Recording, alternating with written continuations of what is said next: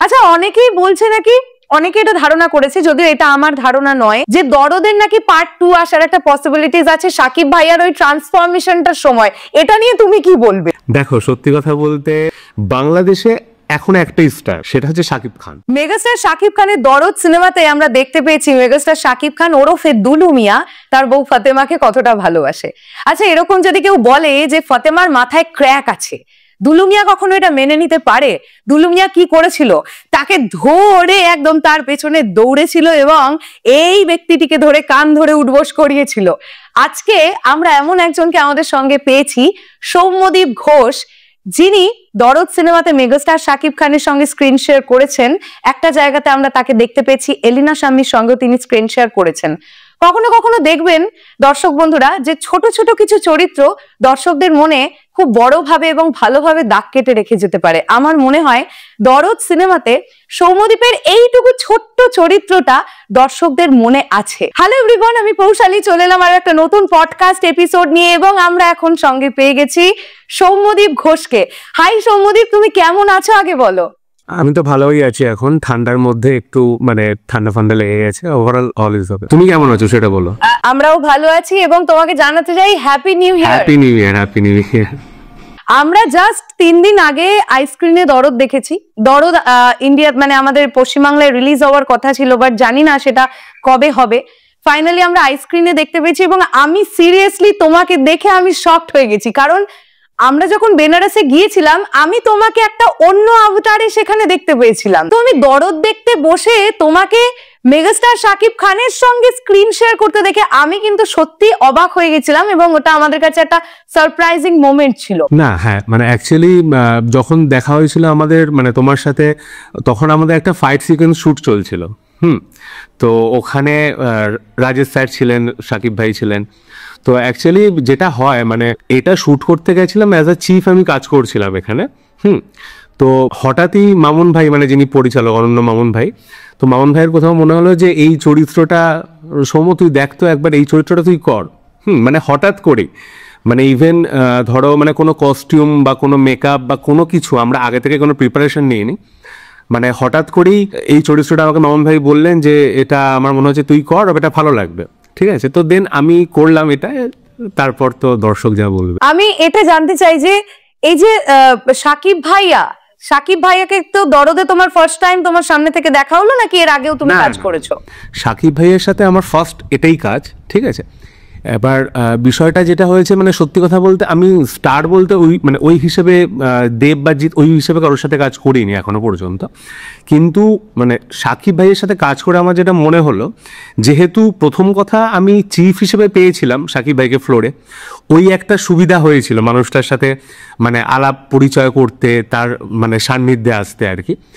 তো অভিনয় করতে গিয়েও যেটা দেখলাম আর কি, মানে উনি কিন্তু কখনোই মানে ইভেন হয়েছে এরকম হয়েছে উনি স্ক্রিপ্ট নিয়ে বসে আছেন, আমরা স্ক্রিপ্টটা নিয়ে আলোচনা করছি যে একবার বলা বলি করে নিই চল, মানে নিজে থেকেই আর কি।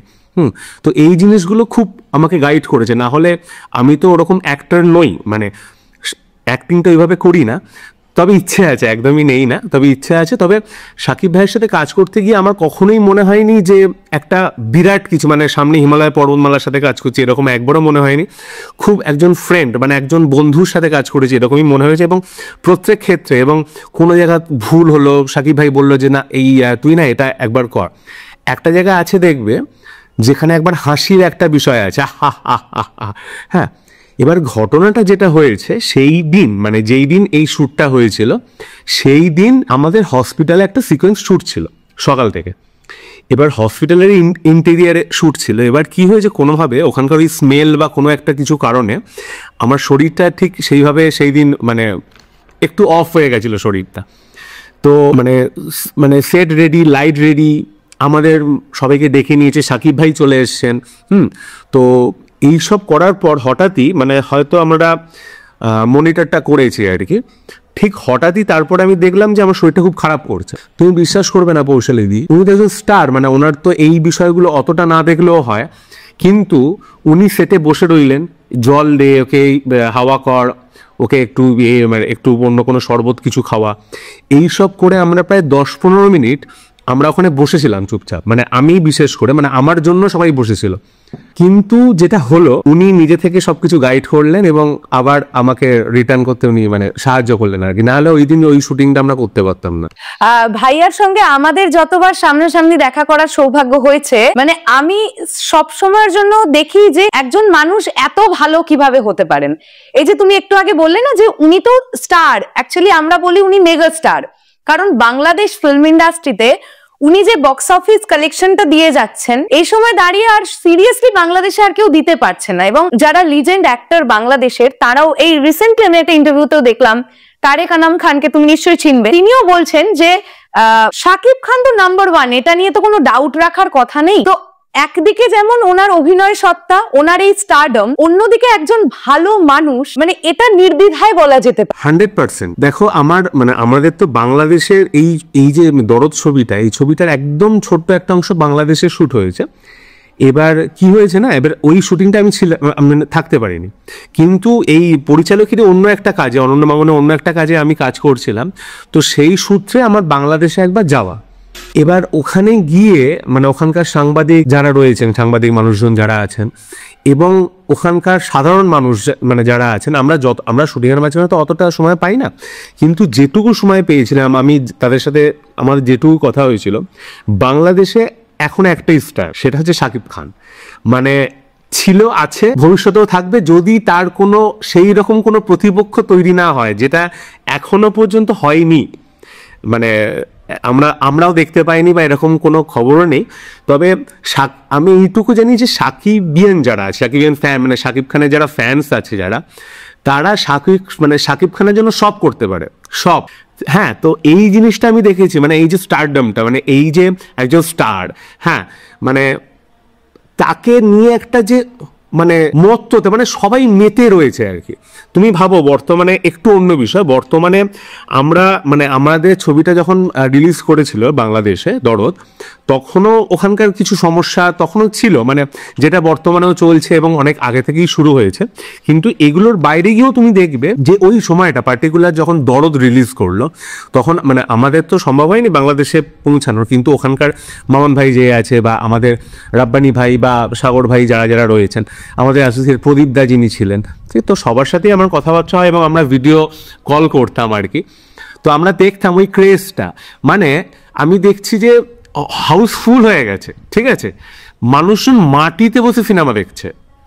মানে ধরো আমাদের ফিল্ম ফেস্টিভ্যালের সময় আমাদের কলকাতায় আমরা যে ধরনের ক্রেজ দেখি আর কি, দর্শকের ক্রেজ আর কি, ঠিক সেটাই কিন্তু আমরা দেখেছি মানে ওই মানে যখন একটা শাকিব খানের ছবি রিলিজ করেছে, মানে ওটা কিন্তু একটা উৎসব বাংলাদেশে।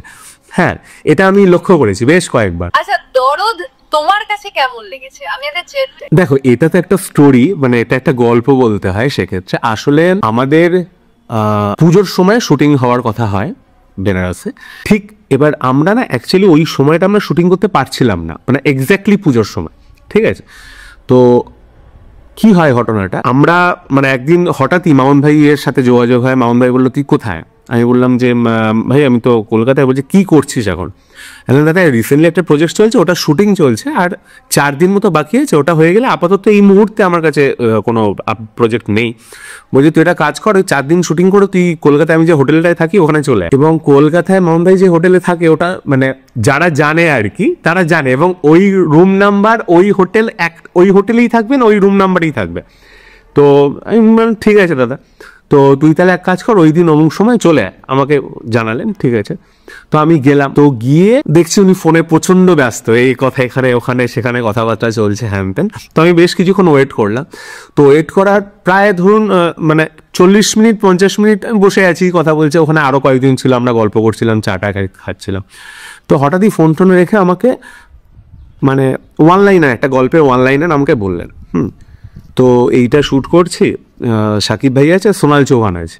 এবার সোনাল চৌহান প্রথম কথা আমার কাছে জান্নাত, মানে আমাদের এই সময়কারের যারা রয়েছেন, তো সোনাল চৌহানের সাথে কাজ করা একটা খুব মানে যখন শুনলাম উনি রয়েছেন, এটা তো খুবই ভালো একটা অভিজ্ঞতা হবে। তো এইভাবে আমাদের শুরু হয় জার্নিটা। হ্যাঁ, আমরা এখানে প্রি প্রোডাকশন কিছুটা করে, এখানে কিছুটা লুক সেটে সম্ভব হয়, কখনো কিছুটা হয় না। আমরা বোম্বেতে বাকি লুক সেটটা করি সোনাল ম্যামে।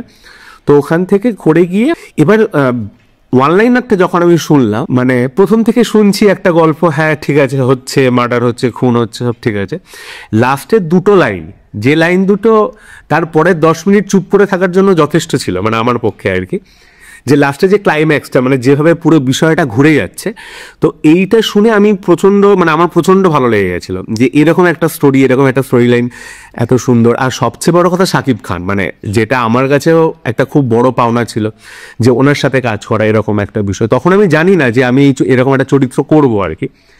তো হচ্ছে, কাস্টিং হচ্ছে, হ্যাঁ এই টুকিটাকি এগুলো বাকি আমিও দেখছি টুকিটাকি কাস্টিং। এবার আমাদের তো বেনারসে শ্যুট ছিল, তো আমরা যতটা সম্ভব চেষ্টা করেছিলাম। এবার যেহেতু জয়েন্ট ভেঞ্চার প্রজেক্ট ছিল, বাংলাদেশের কিছু অভিনেতা অভিনেত্রীরা ছিলেন, আমাদের এখানকার মানে ইন্ডিয়ার ছিল, তো এই করে আমরা ওখানে গেলাম, শ্যুট করলাম। শ্যুটের মাঝখানে আমি 2-1 বার অসুস্থ হয়ে পড়েছিলাম, ওখানকার একটু মানে তামঝাম ছিল এবং প্রচণ্ড হিট ছিল আর কি, একটু অসুস্থ হয়ে পড়েছিলাম। কিন্তু ওভারঅল শ্যুট খুব ভালো হয়েছিল।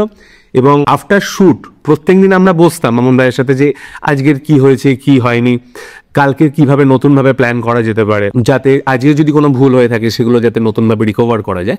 তো এইভাবে আমরা প্রত্যেকদিন বসতাম। এবং আর সবচেয়ে বড় কথা যেটা সব থেকে ইন্টারেস্টিং, সেটা হচ্ছে দরদের গল্পটা। হ্যাঁ, মানে গল্পটা এতটাই টেনেছে আমাকে। আর সবচেয়ে বড় কথা আরও একটা বিষয় যেটা না বললেই নয়, শাকিব খানের অভিনয়। মানে আমরা আগে কমার্শিয়ালি দেখেছি, মানে মারপিট, ফাইট, রোম্যান্স আমরা দেখেছি, কিন্তু এরকম অভিনয় আমার মনে হয় না। আমি বলবো যে আমি প্রচুর সিনেমা দেখে ফেলেছি হ্যান ত্যান, তা একদমই নয়। তবে আমার কাছে শাকিব খান একদম নতুনভাবে উনি, মানে আমি দেখেছি আর কি ওনাকে, ওনার অভিনয় এবং ডেডিকেশন। দেখো, একজন স্টার তো এমনি এমনি হওয়া যায় না, না, কারণ একজন স্টার হতে গেলে প্রথম কথা যেটা লাগে সেটা হচ্ছে ডেডিকেশন। মানে আমরা দেখতাম, মানে একটা শট হচ্ছে, হয়তো মাঝখানে 40 মিনিট হয়তো আমাদের টাইম লাগবে, হ্যাঁ, বা হয়তো 1 ঘন্টা সময় লাগবে, কোনো একটা লাইট চেঞ্জ হচ্ছে বা কিছু চেঞ্জ হচ্ছে। তো উনি কিন্তু চাইলেই চলে যেতে পারতেন, কারণ অ্যাভেলেবেল গাড়ি ছিল, ওনার পার্সোনাল আলাদা গাড়ি ছিল। তো উনি চাইলেই অ্যাভেলেবেল, হ্যাঁ ঠিক আছে তোমরা রেডি করো, আমি হোটেলে যাই, বা আমি গিয়ে স্টে করছি, হয়ে গেলে বলো আমি চলে আসবো। বা অনেক ক্ষেত্রে 1-1.5 ঘন্টাও হয়ে যেত, মানে যেটা হয় শুটিংয়ের ক্ষেত্রে। তো উনি কিন্তু করতেন না, এবং মাঝে মধ্যে এসে উনি দেখতেন একবার, আমাদের সাথে একবার অনেক সময় কথাবার্তা হতো। মামুন ভাইয়ের সাথে বারবার পড়ে থাকতেন। আমাদের ভেঙ্কটজি, যিনি ডিওপি সাইড ছিলেন, ওনার সাথে কথাবার্তা বলতেন যে কীরকমভাবে নতুন কি করা যেতে পারে এটসেট্রা। মানে খুব ভালো একটা অভিজ্ঞতা ছিল। আর একজন স্টারের কাছ থেকে আমি যা পেয়েছি, মানে একজন স্টার, মানে আমি মানে অন ফ্লোর আমি একজন অ্যাসিস্ট্যান্ট ডিরেক্টর, উনি একজন অভিনেতা, এবং কো অ্যাক্টর হিসেবে ওনাকে যেভাবে পেয়েছি, খুব ভালো, খুব ভালো। দরদ আমাদের কাছে খুবই ভালো লাগার একটা সিনেমা। এবং আমিও তোমার সঙ্গে একটা কথা এগ্রি করছি, যেটা আমি আমার রিভিউতেও বলছিলাম, যে গল্পটা এত সুন্দর একটা গল্প, এটা অসাধারণ। আচ্ছা, অনেকেই বলছে নাকি, অনেকে এটা ধারণা করেছে, যদিও এটা আমার ধারণা নয়, যে দরদের নাকি পার্ট 2 আসার একটা পসিবিলিটিস আছে সাকিব ভাইয়ার ওই ট্রান্সফরমেশনটার সময়। এটা নিয়ে তুমি কি বলবে? দেখো, সত্যি কথা বলতে এই বিষয়টা এখনো আমরা কিছু বলতে পারছি না। হ্যাঁ, কারণ এরকম একটা জল্পনা পরিকল্পনা চলছে, মানে সেটা তুমিও যেমন বললে আমিও শুনেছি, বা যাই হোক আর কি। তো আমার মনে হয় যে শাকিব খানের ফ্যান যারা আছে, বা যারা ফ্যান নয়, যারা দরদটা দেখেছে, মানে শুধুমাত্র হয়তো দরদটা দেখেছেন, তারাও হয়তো আশা করবেন যে দরদ 2 আসবে বা এরকম কিছু একটা। মানে আমার তো মনে হয় সেটা, যে এটা হবে। আমি তো তোমাকে প্রথমেই বললাম যে আমি তোমাকে দেখে খুব সারপ্রাইজ হয়ে গেছি, মানে তোমার ওই ক্যারেক্টারটাকে। আচ্ছা, রিহার্সালটা কিরকম ছিল তোমাদের, মানে তোমার এবং সাকিব ভাইয়ার রিহার্সালের ব্যাপারটা? রিহার্সাল বলতে তুমি দেখবে একটা জায়গায় একটা চরিত্র আছে, একজন পুলিশ অফিসারের সাথে আমি কথা বলছি, মানে ছাদে বসে। তো আমাদের ওই দৃশ্যটা, মানে আমার শুট করা প্রথম দৃশ্য দরদ সিনেমা, ঠিক আছে। তো মানে ওইটা হচ্ছে, মানে কিরকম হয়েছে ঘটনাটা, আমাদের একটা সেট আপ চলছিল, ঠিক আছে। তো সেট আপটা চলতে চলতে ওটা দেখা যাচ্ছে যে ওটা আরো কিছুটা সময় লাগবে। মামুন ভাই চলে এসছেন, তো বলছে তো চলো এটা সেট আপ হচ্ছে, তো তখন আমরা ওই শ্যুটটা করে চলে আসি, তো তখন সেট আপটা হোক। তো ওইখান থেকে আমার শুটিংটা শুরু হলো। মানে আমি তার আগে পর্যন্ত জানতাম না যে ওই চরিত্রটা আমি করছি। তো রিহার্সাল বলতে মামুন ভাই আমাকে বললেন যে স্ক্রিপ্টটা পড়েছিস? আমি বললাম যে হ্যাঁ দাদা, স্ক্রিপ্টটা তো পড়েছি, কিন্তু এরকম তো মুখস্থ নেই, মানে এরকম মানে একটা ফ্রেন্ডশিপ তো প্রয়োজন হয়, কারণ যতই হোক। তো বললো যে তুই সব ভুলে যা, ঠিক আছে, তো তুই সব ভুলে যা, তোকে আমি একটা মানে কয়েকটা বিষয় বলছি, তুই সেগুলো মাথায় ঢুকিয়ে নে এবং তুই সেটাকে তুই তোর মতন করে বল। ঠিক আছে, ফাইন, চলো। তো আমাকে কয়েকটা লাইন্স উনি বললেন, মানে সাবজেক্টটা কি কি বিষয় এবং কি কি কথা বলতে হবে, কি কি ডায়লগ দিতে হবে। তো সেগুলো বলার পর আমি মাথায় একটু সাজিয়ে নিলাম, তো তারপর আমরা টেকটা করলাম। এইটা হলো প্রথম দৃশ্যের কথা। এবার দ্বিতীয়বার, এবার তারপরে যে আরো যে দৃশ্য যেগুলো রয়েছে সেগুলো সাকিব ভাইয়ের সাথেই রয়েছে। এবার সাকিব ভাই মানে তারপরে শুট করতে গিয়ে সাকিব ভাই মানে জেনে গেছিলেন যে ওই দৃশ্যটা আমি শুট করবো, মানে ওই ক্যারেক্টারটা আমি প্লে করছি আর কি। তো ভালো কথা, সারাদিন কোনো কথাবার্তা নেই। হঠাৎ প্যাকআপ বললো, আমাকে বললো যে স্ক্রিপ্টটা ভালো করে মুখস্থ কর, ঠিক আছে। মানে হঠাৎই, মানে আমিও জানি না, মানে আমি নিজে থেকে ওনাকে বলিনি যে ক্যারেক্টারটা করছি, উনি কোনোভাবে জেনে গেছিলেন। তো আমি বললাম যে আপনি জানেন দাদা মানে আমি ওটা করছি? ও যে হ্যাঁ জানতে তো হবে না বাবা। তো এরকম করলো। তো আমরা স্ক্রিপ্টটা ভালো করে আমি পড়ে নিয়েছিলাম, ঠিক আছে। রিহার্সাল বলতে আমি মানে যেহেতু আমি ফ্লোর চিফ করছিলাম, অ্যাসিস্ট্যান্ট ছিলাম, চিফ ছিলাম, তো আমাকে ফ্লোরটাও দেখতে হচ্ছিল প্যারালালি। তো ওইটা হওয়ার আগে আমাকে সাকিব ভাই ডেকে নিতেন যে চলে আয়, মানে এতে চলে আয়, মানে আমার ভ্যানে চলে আয়। ওখানে গিয়ে আমরা স্ক্রিপ্টটা একবার জাস্ট পড়ে নিতাম, ঠিক আছে, একবার বলা বলি করে নিলাম। এবং তারপর যখন ফ্লোরে যেতাম তখন মামুন ভাই কিছু ইনস্ট্রাকশন দিতেন যে এরকম এরকম করে আমি চাইছি বা এরকম এরকম চাইছি না, এই জিনিসগুলো আমরা করতাম। তবে খুব একটা যে আমাদের সময় লাগতো তা নয়, একদমই, মানে একবার দুবারের বেশি কখনো সময় লেগেছে বলে আমার মনে পড়ছে না আর কি। তবে দেখো এটা তো পুরোটাই টিম ওয়ার্ক, মানে এটা ওনার ওই সাপোর্টটা না থাকলে, মামুন ভাইয়ের ওই সাপোর্টটা না থাকলে, এবং সবচেয়ে বড় কথা মামুন ভাই যদি ওই চরিত্রটাতে আমাকে না ভাবতেন তাহলে তো এই বিষয়টাই হতো না। তো অবশ্যই মামুন ভাইকে, মানে স্পেশালি এটা মামুন ভাইকেই অনেক ধন্যবাদ, কারণ উনি কি দেখেছেন জানি না, উনি বললেন চরিত্রটা তুই করবি, মানে হঠাৎই। তার মানে তো তুমি মেগাস্টার শাকিব খানের স্টারডম সম্পর্কে বুঝেই গেছো, জেনেই গেছো। আচ্ছা, ইন ফিউচার যদি আবার কখনো অ্যাসিস্ট্যান্ট ডিরেক্টর হিসেবে কাজ করতে হয় বা কো আর্টিস্ট হিসেবে কাজ করতে হয়, তখন কি দরদের গল্পটা যেমন ভালো লেগেছিল বলে তুমি মোহিত হয়ে গিয়েছিলে, তখন কি গল্প নিয়ে ভাববে নাকি শাকিব খান এই নামটাই যথেষ্ট থাকবে? যেটা হয় কৌশালীদি, সেটা হচ্ছে কি না, প্রথমে দেখো আমরা একটা গল্প বা কিছু ভালো লাগলো, এবার যখন মানুষটার সাথে যখন কাজটা করার আমি যখন মানে সুযোগ পেলাম, এবং যখন সুযোগ পাওয়ার পর দেখো প্রত্যেকের তো একটা আলাদা ভাবনা চিন্তা থাকে মানুষের, ওনার সাথে মেশার পর সেই ভাবনা চিন্তাটা আমার মানে বলতে গেলে 100%ই পুরো চেঞ্জ হয়ে গেছে। হ্যাঁ, তো এবার আমার কাছে যদি এরকম কোনো সুযোগ আসে, আমি প্রথমেই সেই সুযোগটা সদ্ব্যবহার করব, যে সেটা ফ্লোরে মানে অ্যাসিস্ট্যান্ট ডিরেক্টর হিসেবে হোক বা কো অ্যাক্টর হিসেবে হোক, সেটা তো অনেক বড় পাওনা। তো আমি প্রথমেই সেই সুযোগটা সদ্ব্যবহার করব, তারপরেরটা তো তারপরে। প্রথমে ওই মানুষটার সাথে কাজ করার যে সুযোগ, সেইটা আমি কোনোভাবেই হারাতে চাই না। হ্যাঁ, মানে এটা অসম্ভব আর কি। তোমাকে যদি মেগাস্টার শাকিব খানকে একটা শব্দে বলতে বলা হয়, একটা শব্দে তুমি মানুষটাকে বলো, তাহলে তুমি কি বলবে? বাংলাদেশের শাহরুখ খান, ব্যাস, আর কিছু বলার নেই। এই কথাটা আমরাও বলি সিরিয়াসলি। এবং কারণ ওনার শাকিব ভাইয়ের আপকামিং বরবাদ বলে একটা সিনেমা আসছে, ওনার যা ক্রেজ আছে সেটা যথেষ্ট, মানে যথেষ্ট, এনাফ। তো শাকিব ভাইয়ের বরবাদ বলে একটা সিনেমা আসছে এই ঈদে। এক্স্যাক্টলি, হ্যাঁ। সেই সিনেমাটা সম্পর্কে তুমি শুনেছো? না, আমি শুনেছি বলতে, সত্যি বলতে আমি মানে প্রচন্ড একটা প্যাকড শিডিউলের মধ্যে রয়েছি বর্তমানে। আমার মানে লাস্ট আমার প্রায় 1-1.5 মাস ধরে আমি প্রচন্ড চাপের মধ্যে রয়েছি, তুমি বিশ্বাস করবেন। এবং মানে তোমার সাথেও যেটা সেই দিনই আমি করতাম সেটা হলো না। এবং মানে আমি ইনফ্যাক্ট আগামী পরশু দিন আবার বেরিয়ে চলে যাচ্ছি, মানে আমি কলকাতায় থাকছি না, আমি আবার বেরিয়ে যাচ্ছি। তো ওভারঅল এমনি কিছু শোনা হয়নি, তবে আমাদের এই মানে ফেসবুক বা এই সোশ্যাল মিডিয়ার জন্য যেটা দেখা, আলাদা করে এই বিষয়টা নিয়ে সত্যি কথা হয়নি বা খবরও খুব একটা নেওয়া হয়নি এই বিষয়টা। খুবই ভালো লেগেছে। আমি আবারও, এবারে আমরা প্রায় শেষের দিকেই চলে এসেছি, আমি এটাই বলতে চাই দর্শকদের যে আমরা শরৎ মিউজিক বেঞ্চেস টিম সৌম্যদীপকে একটু আলাদাভাবে চিনি। অ্যাকচুয়ালি আমাদের বরফি বলে একটি সিনেমায় অভিনয় করার, দুজনেরই, আমাদের এবং তোমাদের সৃঞ্জয়দার ছোট্ট দুটো ক্যারেক্টারে অভিনয় করবার সৌভাগ্য হয়েছিল। এবং সেই বরফি সিনেমাতে এডি হিসেবে ছিল সৌম্যদীপ। আমি যখন ফ্লোরে ওকে পেয়েছিলাম তখন ও খুব স্ট্রিক্ট, ফ্লোর থেকে বেরিয়ে যাওয়ার পরেই এত ভালোবেসে পৌশালিদি বলে ডাকতো যে আমি ভাবতাম যে হ্যাঁ, অ্যাকচুয়ালিতে ফ্লোরে একজন মানুষ যখন কাজটাই করেন তখন আলাদা মানুষ, ফ্লোর থেকে বেরিয়ে গেলে একদম আলাদা একটা মানুষ। তো আজকে মেগাস্টার শাকিব খানের অভিনীত দরদ সিনেমা দিয়ে যে আমরা আবার সৌম্যদীপের সঙ্গে কথা বলতে পারবো এতদিন, এটা কোথাও গিয়ে আমাদের কাছে খুব ভালো লাগার একটা মোমেন্ট ক্রিয়েট হলো। এবং সৌম্যদীপের সঙ্গেও আমাদের অনেক দিন পরে আবার কথা হলো, অনেক দিন, মানে প্রায় 3-3.5 বছর হয়ে গেছে। আর তুমি যখন তুললেই বরফির কথাটা, মানে মানে যেটা হয়তো তোমার দর্শক মন্ডলী যারা তোমার সাবস্ক্রাইবার আছে তারা হয়তো জানে না, এটা আমার মনে হয় যে বলাটা খুব উচিত, যে ফ্লোরে যেমন তুমি বললে আমার বিষয়টা, সেটা দেখো সেটা তো প্রফেশন আমাদের করতেই হয়, কিন্তু প্যারালালি আমাকেও এটাও বলতে হচ্ছে, মানে ওখানে আমার যতটা মনে পড়ছে ওখানে একটা পড়ার দৃশ্য ছিল, মানে চমকে গিয়ে মাটিতে পড়ে যাওয়ার একটা দৃশ্য ছিল। তো মানে ওই দৃশ্যটা, মানে নিচে কোনো গদি বা ম্যাট কিছু নেই, ওই দৃশ্যটা আমরা প্রায় আমার মনে হয়েছে 5-7 বার আমরা টেক নিয়েছিলাম, 5 বার তো হবেই, 6-7 বার মতো, 6 বার বা 7 বার আমরা টেক নিয়েছিলাম।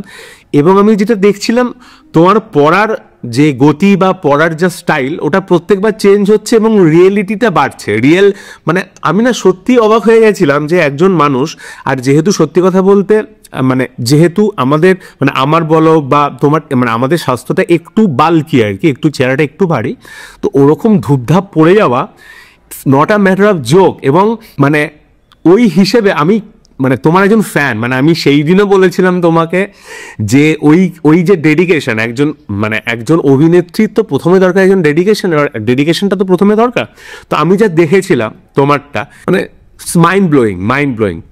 আর মানে সৃঞ্জয়দার বিষয় তো কথা নেই, মানে আমরা ওই সিনটা শ্যুট করেছিলাম, আর আমরা এটা মানে উনি একটা চরিত্র করেছিলেন, ওটা তো ঠিক আছে, বাট তোমার চরিত্রটা এবং তুমি যা পরিশ্রমটা করেছিলে ওই চরিত্রটাকে ফুটিয়ে তোলার জন্য, সেটার জন্য সিরিয়াসলি মানে খুব একটা বলতেই হচ্ছে এটা।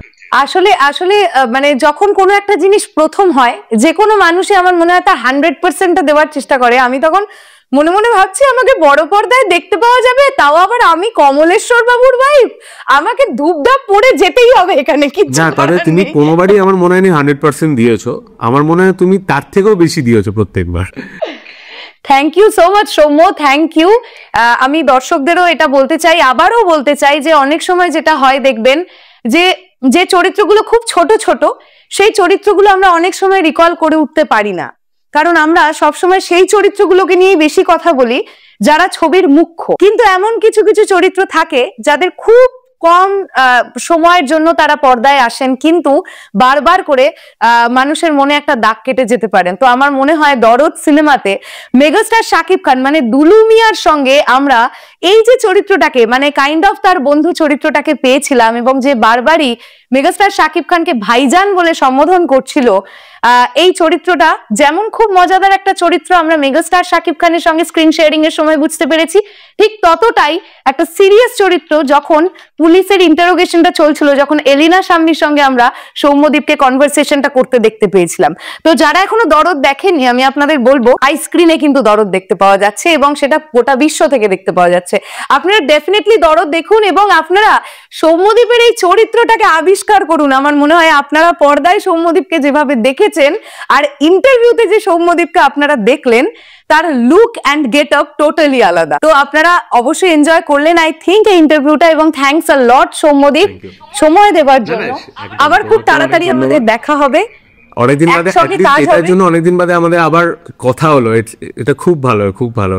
এটার জন্য একজনের থ্যাঙ্কস প্রাপ্য, দুজনের থ্যাঙ্কস প্রাপ্য, এক তো মেগাস্টার শাকিব খান, দুই অনন্য মামুন। কেননা আমি বারবারই এটা আমার দর্শক বন্ধুদের বলি যে যদি সেদিন মামুন ভাই আমাদের পারমিশন না দিতেন বেনারস যাওয়ার, তাহলে আমার ওখানে গিয়ে তোমার সঙ্গেও আবার দেখাটা হয়ে যেত না, আর আমরা এত বড় একটা অভিজ্ঞতা নিয়ে ফিরতে। আরে কৌশলী এখানে কি যাই, খুব ভালো লাগলো, খুব ভালো লাগলো। একদম চলো, খুব ভালো থেকো। একদম চলো, সবাই ভালো থেকো।